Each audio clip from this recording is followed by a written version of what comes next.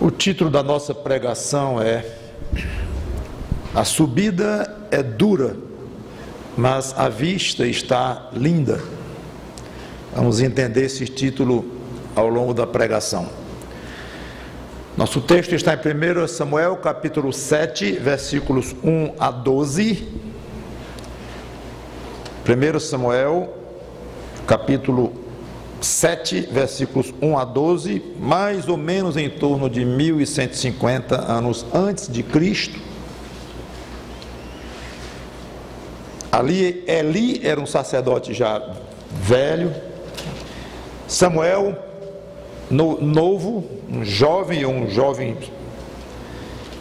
homem ainda no início de seu ministério como profeta e como juiz.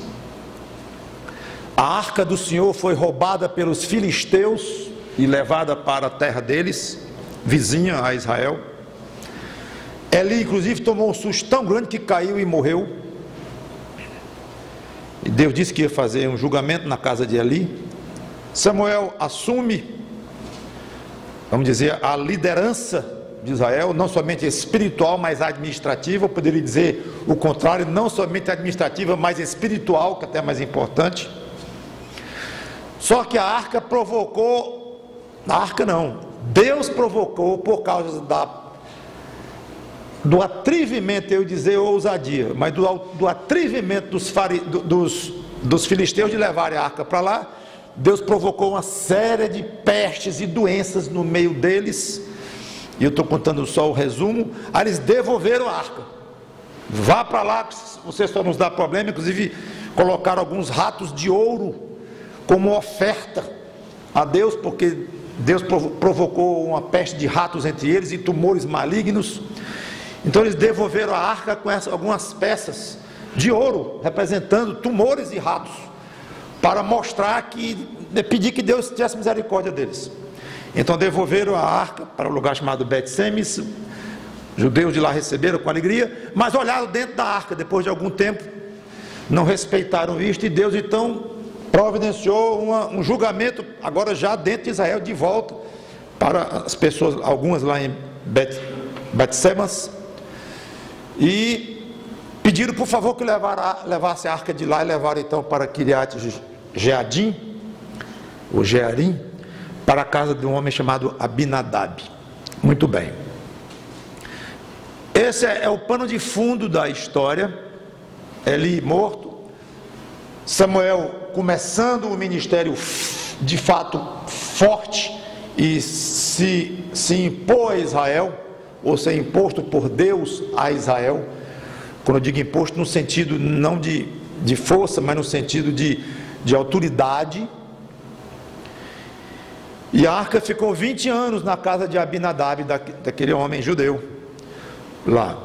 Mas a adoração nacional não foi restaurada de todo. A arca estava de volta para a terra deles, Israel, e Deus continuou permitindo que os filisteus ainda causassem problemas a Israel e perturbassem a paz de Israel.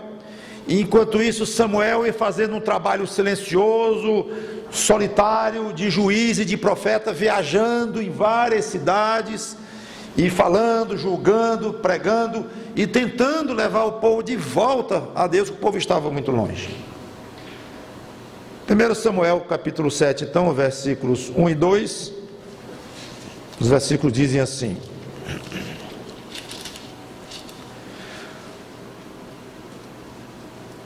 capítulo 7, versículos 1 e 2.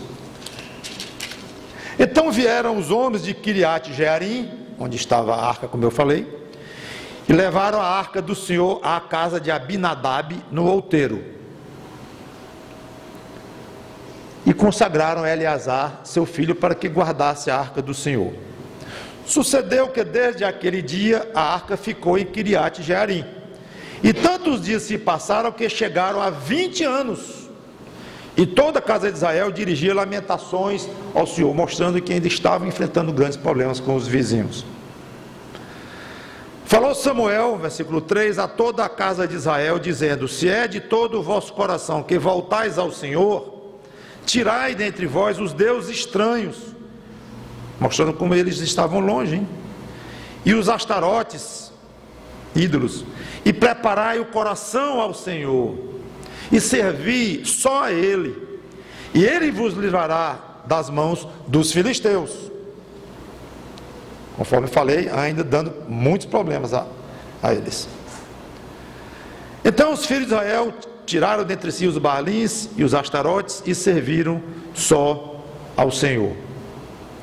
Disse mais Samuel: congregai todo o Israel em Mispa, e orarei por vós ao Senhor. Congregaram-se em Mispa, tiraram água e a derramaram perante o Senhor, alguma espécie de sacrifício aqui. Jejuaram aquele dia e ali disseram: pecamos contra o Senhor.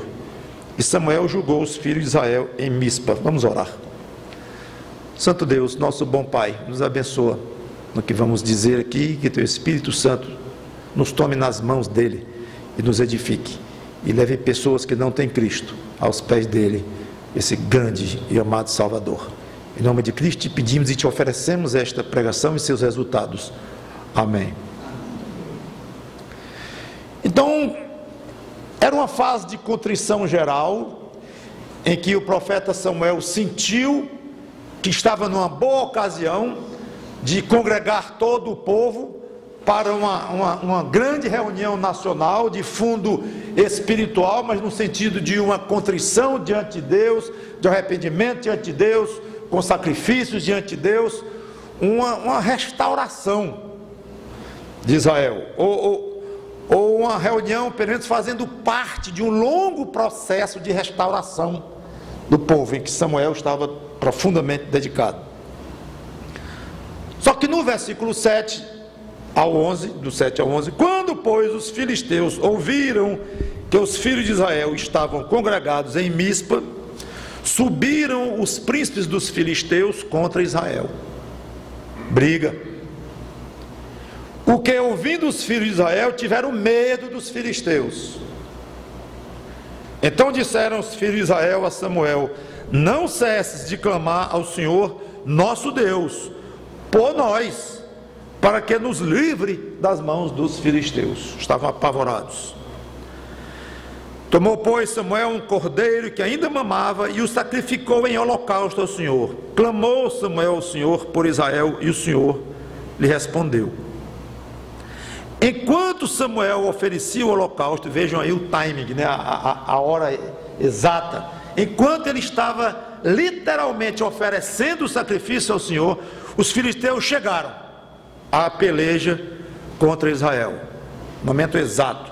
Mas trovejou o Senhor aquele dia com grande estampido sobre os filisteus, e os aterrou de tal modo que foram derrotados diante dos filhos de Israel.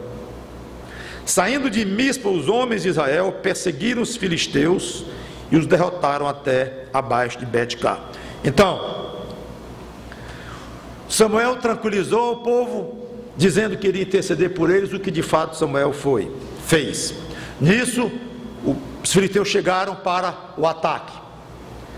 Começou aquela batalha, e Deus interferiu de uma maneira sobrenatural, falando aqui em estampidos.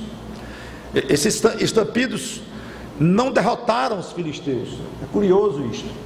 Os estampidos apavoraram os filisteus, perderam totalmente a concentração na guerra, na luta, ficaram em pânico, e pânico é algo que acaba com a estrutura psicológica, moral, física até de uma pessoa. Então Deus desestruturou os filisteus com os estampidos enormes. Deve ter sido trovões apavorantes, não sei se incluía raios também ali, mas é interessante que Deus não matou, ele já fez isso de outras vezes, mas dessa vez ele não matou os filisteus, e parece que nem tocou neles, apenas ele destruiu a estabilidade moral, psicológica daqueles homens.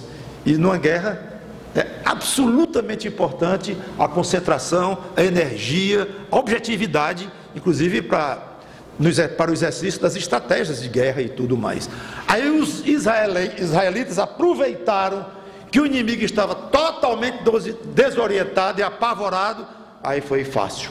Mas os israelitas lutaram e eles venceram a derrota, porque Deus desestruturou a mente dos filisteus. O fato aqui foi uma grande vitória. Deus, na sua criatividade, desta vez ele optou por este rumo. Seria até um estudo interessante ver as diversas formas com que Deus se utilizou para vencer inimigos físicos, militares de Israel. Parece que cada vez era uma forma diferente. Deus é muito criativo. Versículo 12, muito conhecido, muitos sabem de cor, apesar de que eu tenho a impressão que poucos sabem o contexto em que essa frase é dita, por isso é que estou me demorando a explicar o contexto disso tudo.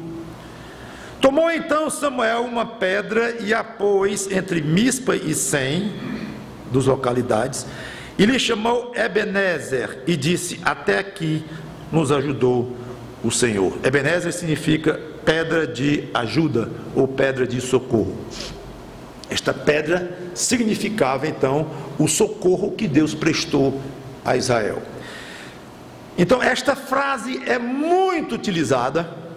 Até aqui nos ajudou o Senhor, ou me ajudou o Senhor, mas é sempre bom vermos o contexto em que as palavras, as frases, as doutrinas das Escrituras estão colocadas.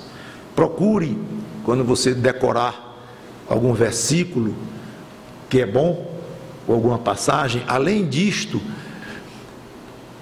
tentar entender o contexto daquele versículo, para você saber ao menos o que você está dizendo. Porque às vezes você pode usar uma passagem ou uma frase de maneira bem diferente do que realmente quer dizer naquele texto. Seria interessante se todo mundo que dissesse continuamente: até aqui me ajudou o Senhor, até aqui me ajudou o Senhor. Um minutinho aqui, uma pequena prova. Quem disse isso? Quando? Em que contexto? Querendo dizer o quê? Seria muito interessante, mas eu nunca vou fazer essa prova não, porque eu não quero ficar triste. O que acontece é que o profeta Samuel aproveita para fazer um balanço até aquele ponto. Aliás, a palavra balanço significa até aquele ponto. Ninguém vai chegar no dia 31 de dezembro de 2011 e fazer um balanço da sua loja relativa à primeira quinzena do mês de janeiro de 2012. Então, balanço quer dizer o presente para tudo aqui. E vamos examinar o presente à luz do passado. Ou dizendo de outra forma, vamos examinar o passado e como é que esse passado nos trouxe até o presente. Isso é um balanço. Não se fala em futuro. Se fala em futuro depois do balanço. Deu lucro, deu prejuízo, como é que a gente vai fazer para diminuir isso aqui? Aí tira-se as conclusões daquele balanço e se aplica para o futuro. Mas o balanço mesmo não tem nada a ver com o futuro. E é o que Samuel faz aqui. Uma época conturbada, mais uma, da história de Israel. Como eu falei, sabemos que a arca ficou 20 anos na casa daquele homem chamado Abinadab, e ninguém tratou de levar a arca para outro lugar. Talvez Samuel não cuidou disso, porque não via nem condições espirituais do povo para isso, levar por levar, ou fazer que a arca tivesse que tinha e devia ter, e voltou a ter uma posição central em toda a estrutura da adoração dos judeus naquela época. Mas talvez Samuel preferiu, corretissimamente, trabalhar o coração do povo. Não adiantava, deixa a arca lá quieta, e eu vou trabalhar aqui para ver se a gente tem condições de trazer a arca para o seio, para o centro mesmo do nosso povo e da nossa adoração. Então, naquele momento, depois de uma batalha extremamente diferente, porque causou uma comoção no povo, o pânico, o medo dos filisteus chegando, e eles estavam reunidos lá pacificamente, adorando a Deus, confessando pecados, jejuando, fazendo sacrifício. Eles estavam lá dentro de um contexto totalmente diferente do de uma batalha, de uma guerra, de uma luta, e os filisteus souberam, correram para lá e se aproveitaram, tentaram se aproveitar do momento, e o povo se apavorou.